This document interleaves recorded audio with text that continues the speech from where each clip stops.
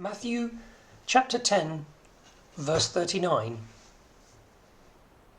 Whoever finds their life will lose it, and whoever loses their life for my sake will find it.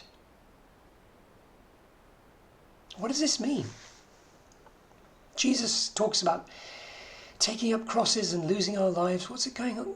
What's he talking about? For me, this is not meant necessarily pursuing the things that I want in life, but instead choosing what God wants.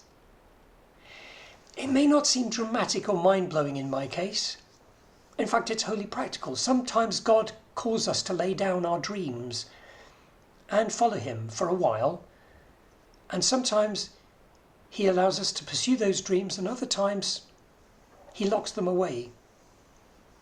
And sometimes he opens that door, and other times he never does.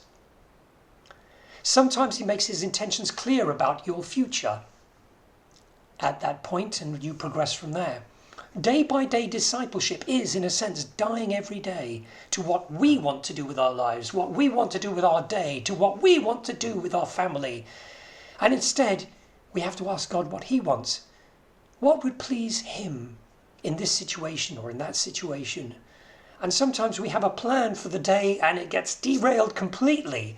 We saw that happen to Jesus quite a few times in his story as well.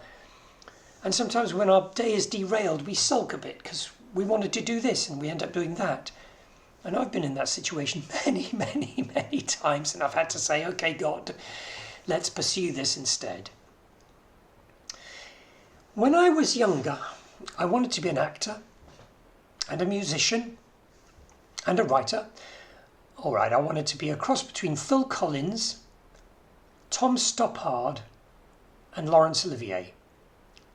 I had a girlfriend, and I had plans for our future together as well.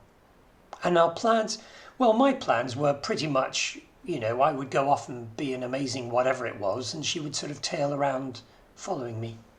That didn't go so well. When I decided to follow Jesus wholeheartedly as a day-by-day disciple, I sensed that he was saying words like this to me, okay? I remember praying, and I wrote this down at the time, and he said, take everything that is precious to you and lay it down at my feet.